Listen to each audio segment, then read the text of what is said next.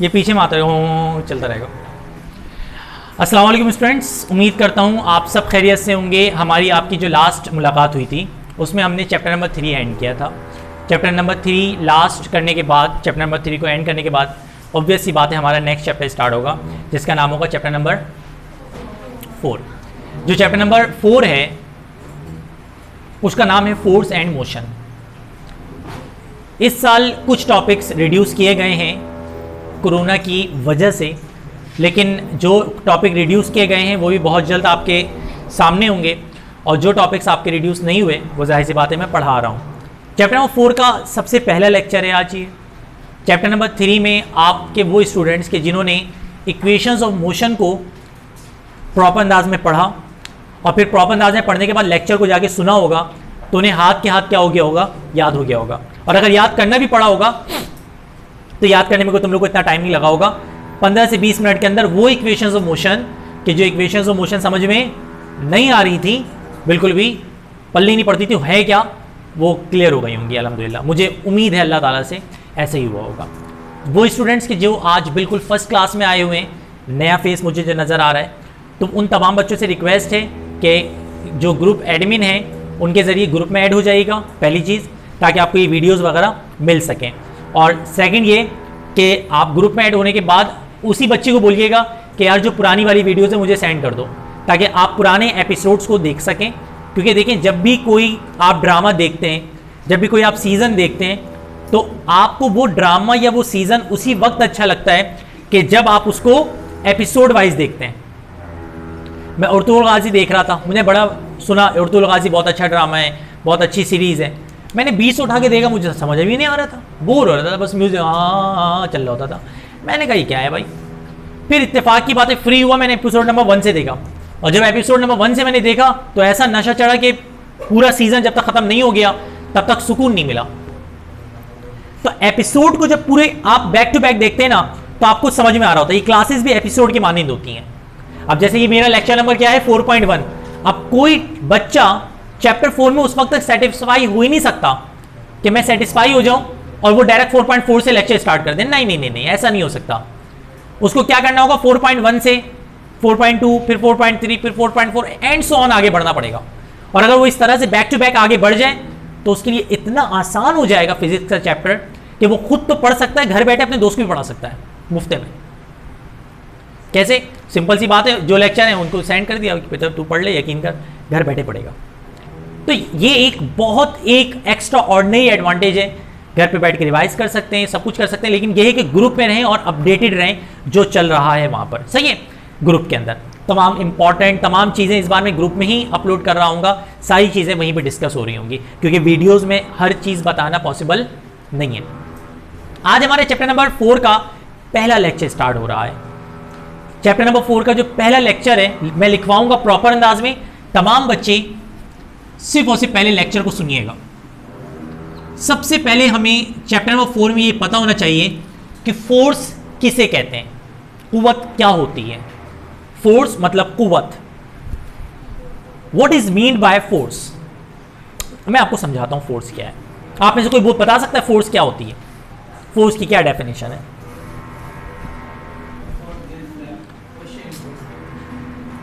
Force is push and पुल।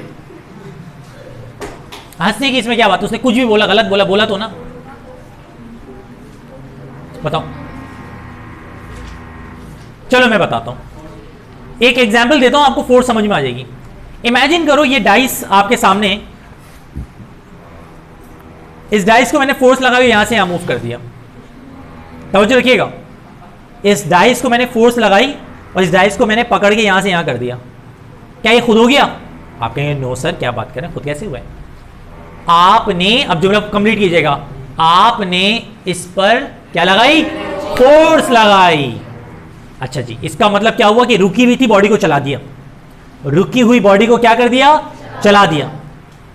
दूसरा phase देखो, ये चलते हुए आ रही है। मिसाल के तौर पर कोई साइकिल चलते हुए आ रही है, छोटा बच्चा वॉकर पे चलता हुआ आ रहा है, साइकिल चलाता हुआ आ रहा है, वो आ रहा था और हमने उसको ले ले ले ले करके पकड़ लिया। करते हैं ना छोटे बच्चों के साथ, हम लोग घर में कर रहे होते हैं अक्सर, वॉकर पे चलते हुए आ रहे हो तो उसको पकड़ लेते हैं, या साइकिल चलाते हुए आ रहे हैं छोटे से बच्चे, उनको पकड़ लिया। वो मूव करता, बॉल चलते हुए आ रही थी, पकड़ ली, रोक दी। मैंने बॉल पे, वॉकर पे या फिर साइकिल पे क्या लगाई? फोर्स, और वो बॉडी मूव कर रही थी और रोक दी मैंने। इसका मतलब क्या है? इसका मतलब ये है कि फोर्स रुकी हुई बॉडी को चला देती है, चली हुई बॉडी को रुका देती है या रोक देती है। ऐसा ही है। इसका मतलब मैं जुमले को शॉर्ट इस तरह कर सकता हूं कि फोर्स बॉडी की स्टेट को चेंज करती है। फोर्स बॉडी की स्टेट को क्या करती है? रुकी हुई तो चला देती है, चली हुई हो तो रोक देती है। बात समझ में आ रही है? आपने कहा समझ में तो आई, लेकिन एक बात बताएं सर, मिसाल के तो ये दीवार है, अब मैंने इस दीवार पे फोर्स लगाई, अब मैं फोर्स लगा रहा हूं, क्या ये मूव हो गई? है ना, नहीं हुई मूव। आप कहेंगे मूव होगी भी नहीं सर, आपकी सेहत कहाँ, इसकी क्या बात कर रहे हैं आप, नहीं मूव होगी। तो ये तो फोर्स, ये मूव नहीं होगी। लेकिन एक बात बताऊं, मेरी फोर्स ने ना इसको मूव करने की कोशिश ज़रूर की है। मेरी फोर्स ने इसको मूव करने की कोशिश ज़रूर की है, मूव हो नहीं पाई। इसका मतलब क्या हुआ कि फोर्स एक एजेंट है। अच्छा, एजेंट का मतलब पता है क्या होता है? एजेंट का मतलब होता है छुप के काम करने वाला। फोर्स कभी भी नजर नहीं आएगी। मैं अगर फोर्स लगाऊंगा, ये मैं फोर्स लगाने जा रहा हूँ, आपने कहा भाई इधर उधर से लाइनें निकल रही हैं सर, फोर्स लगा रहे हैं। कोई ऐसा नहीं है, मैं कोई स्पाइडरमैन थोड़ी हूँ, ठीक है? तो फोर्स नजर नहीं आती, जो छुप के काम करते हैं उसको कहते हैं ना। पाकिस्तान में इंडिया का क्या पकड़ा गया?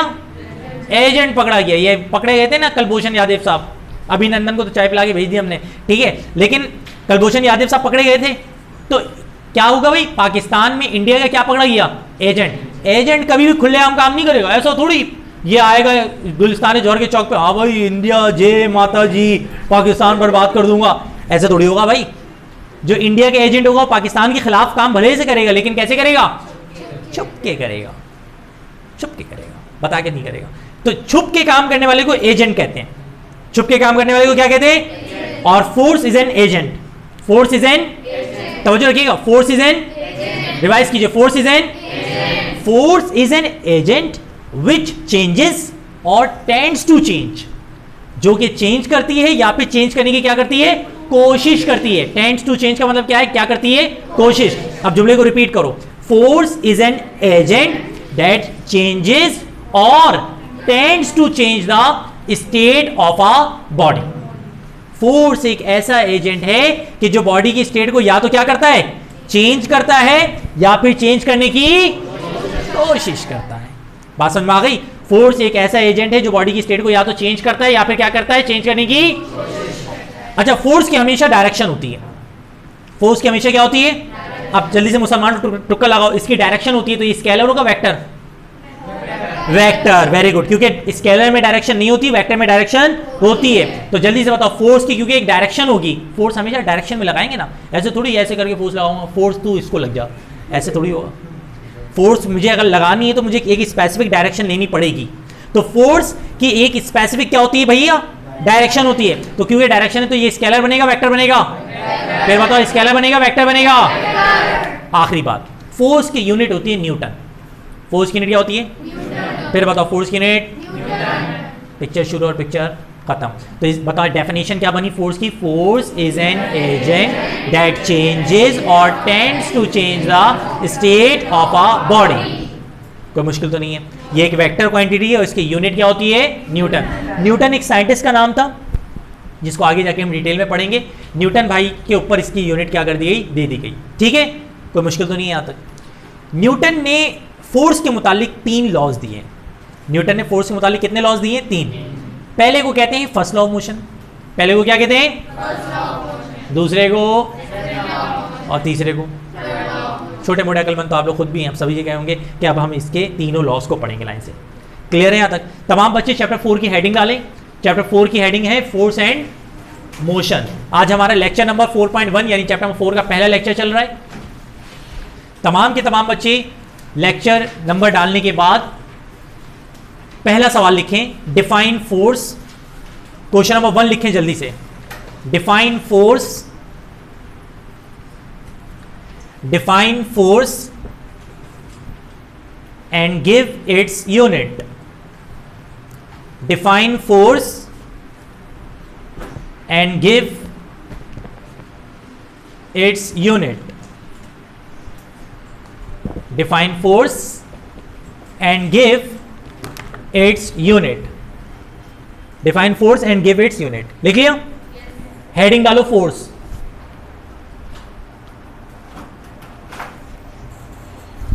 Define force and give its unit के बाद हेडिंग डालो फोर्स। देखो, force is an agent, force is an agent, AGENT, force is an agent that changes, force is an agent that changes or tends to change, force is an agent that changes or tends to change, force is an agent that changes or tends to change, tends मतलब TENDS, tends से मतलब कोशिश करना। Force is an agent that changes or tends to change the state of a body. Force is an agent that changes or tends to change the state of a body. Full stop डाल के लिखेंगे, it is a vector quantity, इट is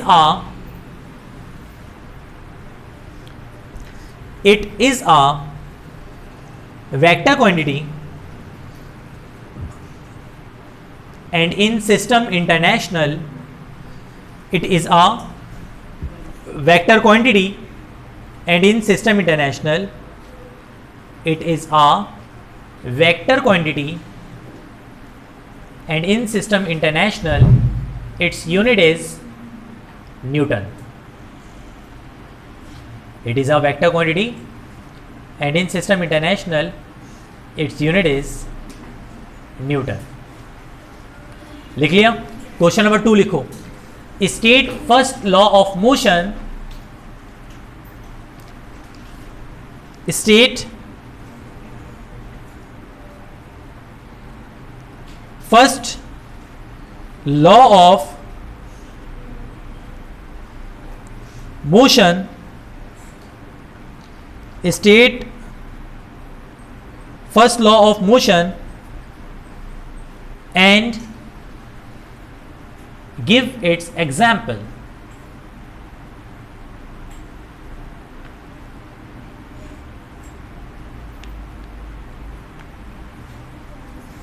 State first law of motion and give its example. Heading डाल दो first law of motion, heading डाल दीजिए first law of motion, heading डाल दीजिए बेटा फर्स्ट लॉ ऑफ मोशन। लिखें फर्स्ट लॉ ऑफ मोशन में, हेडिंग डाल दीजिए first law of motion, heading डाल दी बेटा। फर्स्ट लॉ ऑफ मोशन की हेडिंग डाल के लिखें, Newton's first law of motion states that, Newton's first law of motion states that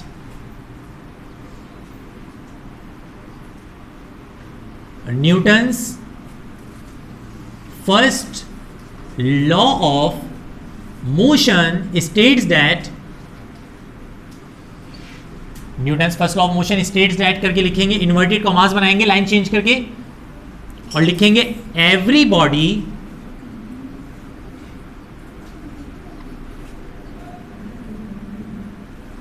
continuous, every body continuous its state of rest or of uniform motion until an unbalanced force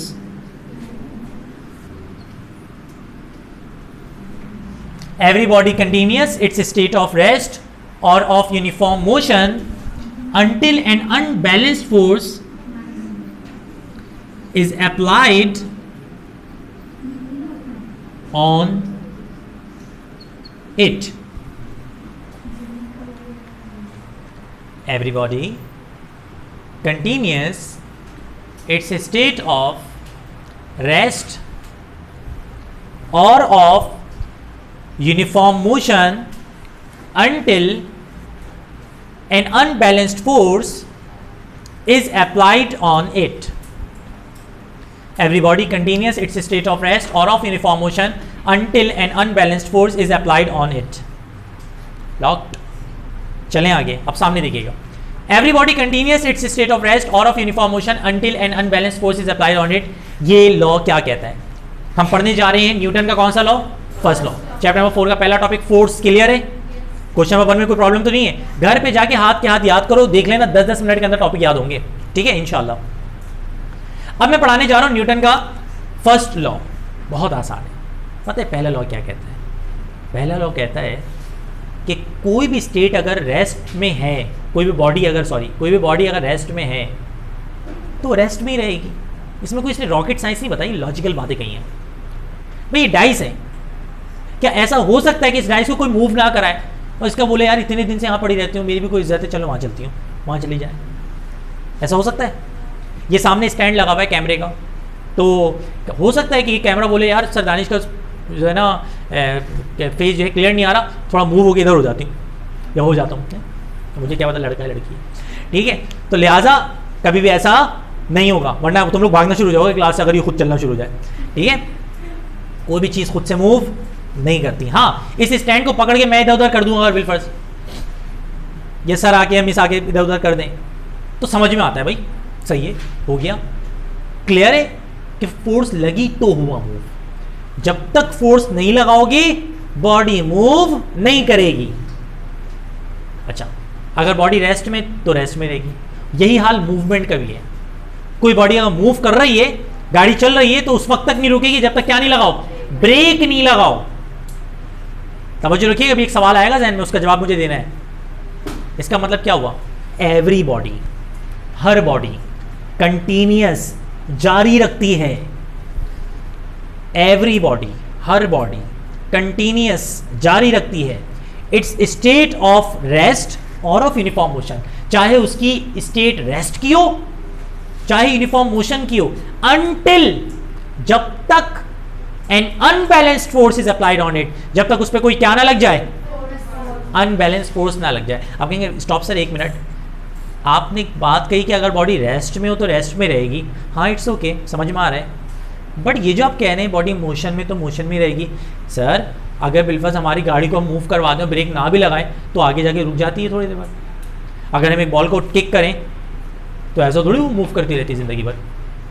अगर भले से उसको कोई ना भी रोके तो भी आगे जाके क्या हो जाती है, रुक जाती है. आप तो कह रहे हैं कि अभी मूव करेगी, मूव करती रहेगी. मैंने तो यही कहा है ना कि अगर रेस्ट में तो किस में रहेगी, रेस्ट में. तो बच्चा इसको तो एक्सेप्ट कर ले रहा है फौरन कि रेस्ट में तो रेस्ट में, हाँ डन है, सही बोल रहे सर. लेकिन मोशन में है तो मोशन में ही रहेगी. ये बात सर आपकी समझ में नहीं आ रही. तो मेरा अगला जुमला तो सुनो, मैं कह रहा हूं जब तक उस पर कोई ना लगे, क्या ना लगे, फोर्स ना लगे. आप कहेंगे तो सर बॉल को किसी ने रोका थोड़ी. बेटा जरूरी थोड़ी कि इंसान की फोर्स की बात हो. बॉल रुकती है, पता है क्यों रुकती है? क्योंकि हमारे पास फ्रिक्शन मौजूद है. बॉल को किक किया, फुटबॉल रगड़ खाते हुए जा रही है, फ्रिक्शन मौजूद है, एयर रेजिस्टेंस मौजूद है. ये सारी फोर्सेज भी तो फोर्सेज ही है ना. इसमें लॉ में ये थोड़ी कहा कि जब तक कोई इंसान फोर्स ना लगाए. उन्होंने कहा है until an unbalanced force is applied on it, जब तक उस पर फोर्स ना लगाई जाए. अब यहाँ पे फ्रिक्शन लग रही है, यहाँ पे एयर रेजिस्टेंस लग रही है. मैंने एक बॉडी को मूव कराया. जैसे हम लोग क्रिकेट खेलते हैं तो क्रिकेट खेलते वक्त बॉल सामने से आ रही हो तो छक्का मारना बड़ा मुश्किल हो जाता है हमारे लिए. ऐसे ही ना, क्योंकि एयर की भी रेजिस्टेंस है, एयर की भी फोर्स है. गाड़ी जो साइकिल चलाते हो, बाइक चलाते हो, उनको पता होगा सामने से हवा आ रही हो तो चलाना मुश्किल हो जाता है, क्योंकि एयर की भी फोर्स है. तो उसको भी फोर्स ही काउंट करोगे आप. तो ये जो बॉल आगे चल के खुद रुक जाती है, खुद से नहीं रुकती, इसको फ्रिक्शन रुकवाती है. तो लगी तो फोर्स ही ना, भले से फ्रिक्शन की सूरत में लगी. तो इसका मतलब बिल्कुल सही बात है कि बॉडी, हाँ इमेजिन कर लो फ्रिक्शन ना हो, एयर रेजिस्टेंस ना हो, जैसे कि स्पेस में. तो अगर एक दफा बॉडी को मूव करवा दिया फिर वो बॉल नहीं रुकने वाली. जैसे कि हमारा अर्थ कहाँ मूव कर रहा है? स्पेस पे. हमारा अर्थ कहाँ मूव कर रहा है? स्पेस में. फ्रिक्शन, स्पेस पे कोई फोर्स ऑफ फ्रिक्शन या फोर्स ऑफ एयर रेजिस्टेंस वगैरह नहीं है. तो अब देख लो, रोजे अव्वल से अर्थ मूव कर रहा है, करे जा रहा है. पीछे कोई जनरेटर लगा हुआ है, कोई बंदा धक्का लगा रहा है अर्थ के, अर्थ खुद ही मूव कर रहा है ना. बस एक दफा मूव हो गया, क्योंकि कोई उसके ऊपर रोकने वाला नहीं है, अनबैलेंस फोर्स लगाने वाला नहीं है, तो अर्थ घूमे जा रहा है, घूमे जा रहा है और घूमे जा रहा है जब तक उसे कोई रोके ना। अभी तो कोई रोक, मतलब कौन रोकेगा जाके, अर्थ के बारे में कोई धक्का थोड़ी लगा रुक जा भाई तो, ठीक है। तो इसका मतलब बिल्कुल सही बात है कि कोई बॉडी अगर रुकी हुई है तो हमेशा रुकी रहेगी, चल रही तो हमेशा चलती रहेगी जब तक उस पर कोई क्या ना लगाए, अनबैलेंस फोर्स ना लगाए। अब तवज्जो रखिएगा, यहां पे एक और फैक्टर मैं एक्सप्लेन करने जा रहा हूं। सर आपने अनबैलेंस्ड वर्ड क्यों यूज किया? आप ये भी तो बोल सकते थे until force is applied on it. तवज्जो रखिएगा, ये मैं बड़ी बारीकी में जाके समझा रहा हूं लेक्चरी वाला। सर ये भी तो बोल सकते थे कि बॉडी रेस्ट में तो रेस्ट में रहेगी, मोशन में तो मोशन में रहेगी जब तक उस पर क्या ना लगाई जाए फोर्स। अनबैलेंस्ड वर्ड क्यों यूज कर रहे हैं? अब मैं आपको समझाता हूं। सपोज करो ये बॉडी है, इसमें मैंने 2 न्यूटन की फोर्स यहां से लगाई, 2 न्यूटन की फोर्स यहां से लगाई, 2 न्यूटन की फोर्स यहां से लगाई और 2 न्यूटन की फोर्स यहां से लगाई। सोच समझ के जवाब देना, ये बॉडी कहां जाएगी? आवाज यहीं, कहां जाएगी? कहीं नहीं जाएगी। अच्छा एक बात बताओ, क्या इस पे फोर्स नहीं लग रही? लग रही है। पता है कितनी फोर्स लग रही है? 2 2 4 6 8 न्यूटन। बाबा 8 न्यूटन की फोर्स लग रही है, 8 न्यूटन की फोर्स लग रही है, बॉडी कहीं नहीं जा रही। आपने तो कहा था फोर्स लगी है बॉडी मूव कर जाएगी। पता है जुमला क्या है? सब इक्वल है, वर्ड आ गया लड़की की तरफ से, सब इक्वल हैं। फोर्स है सर, फोर्स है सर, कोई भी अनबैलेंस फोर्स नहीं है। बात को समझिए, फोर्स है सर, कोई भी अनबैलेंस फोर्स नहीं है। अब इमेजिन कर लो मैंने यहां पे लगा दिया 5 न्यूटन। अब जल्दी से बताओ बॉडी कहां जाएगी? आप कहेंगे सर लेफ्ट पे। सर लेफ्ट पे चली जाएगी बॉडी। लेफ्ट पे क्यों चली गई? क्योंकि क्या लग गई? फोर्स तो लगी, लेकिन क्या लगी असल में? अनबैलेंस फोर्स लग गई। इसका मतलब अब पूरे जुमले को समअप कर रहा हूं। If a body, sorry, every body continuous, every body continuous, it's a state of rest or of uniform motion until an unbalanced force is applied on it. कोई भी बॉडी रेस्ट में तो रेस्ट में रहेगी, motion में तो motion में रहेगी जब तक उसके पे ऊपर क्या ना लगाई जाए, अनबैलेंस फोर्स ना लगाई जाए। एक कॉन्सेप्ट क्लियर हो गया? तो मुझे एक बात बताओ, स्टेटमेंट क्या है फर्स्ट लॉ मोशन की? Every body continuous it's state of rest और of is applied on it. दोबारा से सुनाओ जल्दी से, क्या है? Every body continues its state of rest or of uniform motion until an unbalanced force is applied on it. Get it? कोई problem तो नहीं है? इसकी एग्जाम्पल भी समझा दी मैंने। अगर बुक रखी हुई तो रखी रहेगी, डाइस रखी हुई तो रखी रहेगी, अर्थ मूव कर रहा है तो करता रहेगा जब तक उसको कोई रोके ना। कोई मुश्किल तो नहीं है। अब एक पॉइंट और याद रखना, एक प्रॉपर्टी होती है जिसे कहा जाता है इनर्शिया। जिसे प्रॉपर्टी को क्या कहा जाता है? इनर्शिया। मैंने अभी कहां तक लिखवाया है? फर्स्ट लॉ मोशन तक लिखवाया है। इसके नीचे हेडिंग डालो फॉर एग्जाम्पल, इसके नीचे हेडिंग डालो फॉर एग्जाम्पल, इसके नीचे हेडिंग डाल दीजिए बेटा for example. A book lying on a table, for example a book lying on a table, lying मतलब रखी हुई हो, LYING, ये a book lying on a table, table remains on the table, remains on the table, रहेगी table पे ही, remains on the table until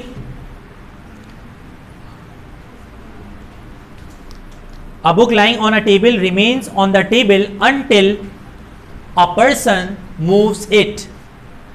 Until a person moves it. Until a person moves it. लिख लिया? चलो अब कितने questions हो गए भाई आज? 2। तीसरा क्वेश्चन लिखो जल्दी से। स्टेट लॉ ऑफ इनर्शिया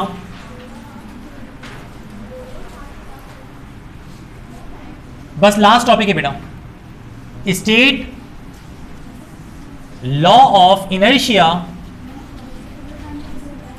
जल्दी लिखो टाइम नहीं है। State law of inertia and give its example. State law of inertia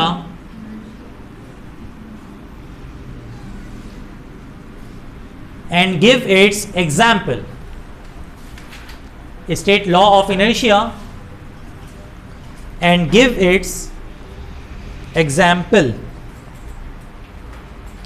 State law of inertia and give its example. हो गया जी? State law of inertia and give its example. Heading डालो law of inertia. Heading डालो law of inertia. डाल दी? Heading डाल दो law of inertia. लिखो Newton's first law of motion. लिखो Newton's first law of motion also called Newton's first law of motion also called law of inertia.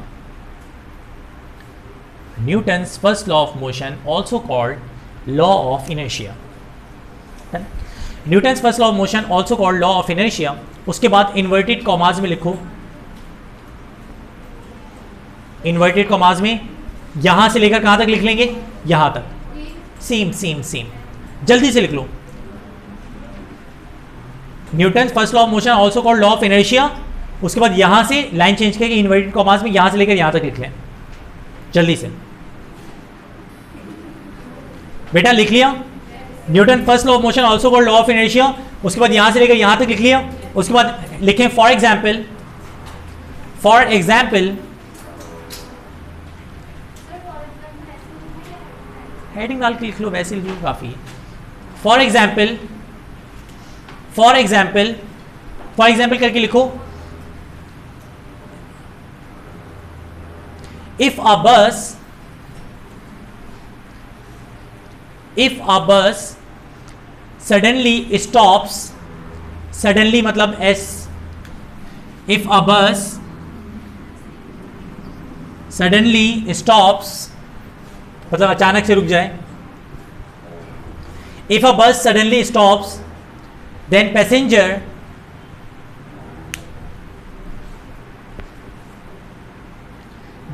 passenger मतलब जो उसमें बैठे हुए, then passengers moves forward.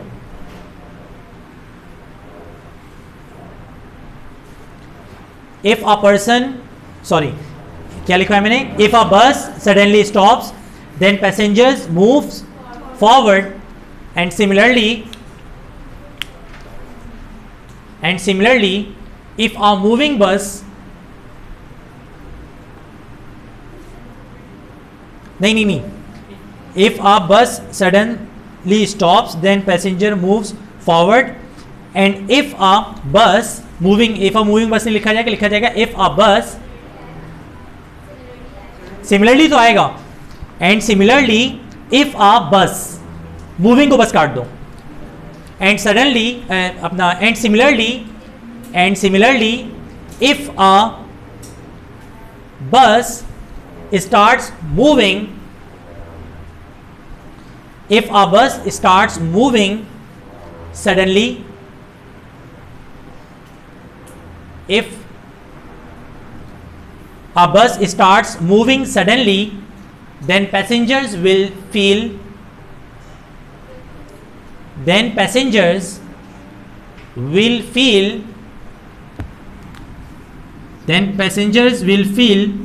a झटका.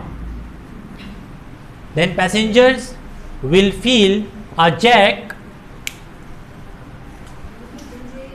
Jerk.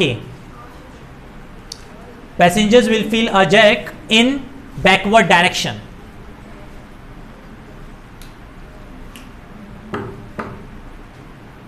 Feels a jerk in backward direction. अब जो मैं आपको समझा रहा हूं बड़ा जबरदस्त टॉपिक है. पता है इनर्शिया एक ऐसी प्रॉपर्टी है, बहुत 2 मिनट के अंदर टॉपिक खत्म हो जाएगा. ये तो समझ में आ गया होगा फर्स्ट लॉ ऑफ मोशन ही को क्या कहा जाता है? Law of inertia. आवाज नहीं है भाई. फर्स्ट लॉ ऑफ मोशन को क्या कहा जाता है? यानी जो लॉ ऑफ इनर्शिया है वही फर्स्ट लॉ ऑफ मोशन है, जो फर्स्ट लॉ ऑफ मोशन है वही लॉ ऑफ इनर्शिया है. लॉ ऑफ इनर्शिया बोले तो भी यही लिखेंगे और फर्स्ट लॉ ऑफ मोशन बोले तो भी. एग्जाम्पल सुन लीजिए लॉ ऑफ इनर्शिया की. आप सब ने बस पे, कार पे, ट्रेन पे मूव तो किया होगा, चिंची पे तो गए होंगे, नहीं? चिंची तो हमारी एक वो है क्या, कौमी सवारी है ना, कौमी सवारी है, हर कोई चिंची पे बैठ के चल रहा है। अब मेरी बात समझिएगा जो समझा रहा हूँ।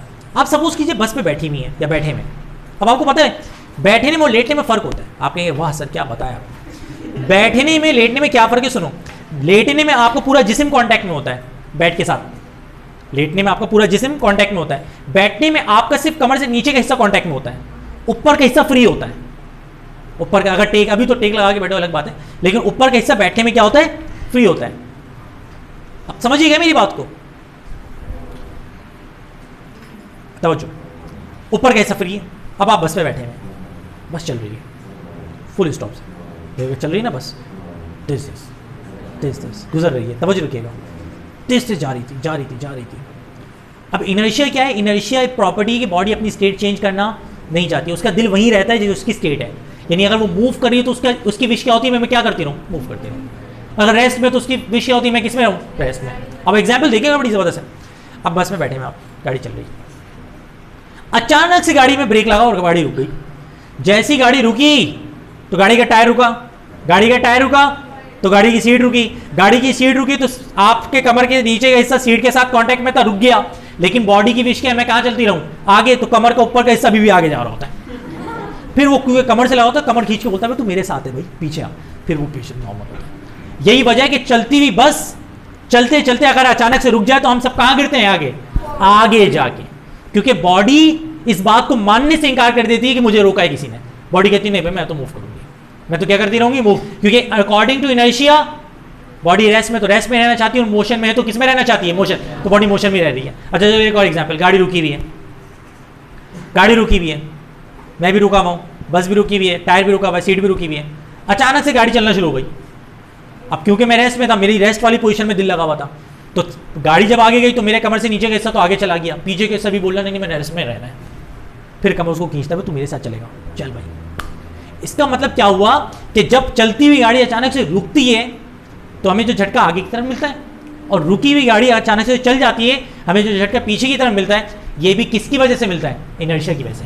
और अच्छी एग्जाम्पल, तू फैन चल रहा है, बंद कर दोगे फिर भी नहीं रुकेगा फौरन से, बेचारा काफ़ी देर तक अपनी पुरानी यादों में रहेगा कि वो भी क्या वक्त है जब हम घूमा करते थे, बेटा हम भी घूमते थे किसी दौर में। फिर घूमते घूमते घूमते रुक जाएगा, फौरन नहीं रुकेगा, फौरन कभी भी नहीं रुकेगा।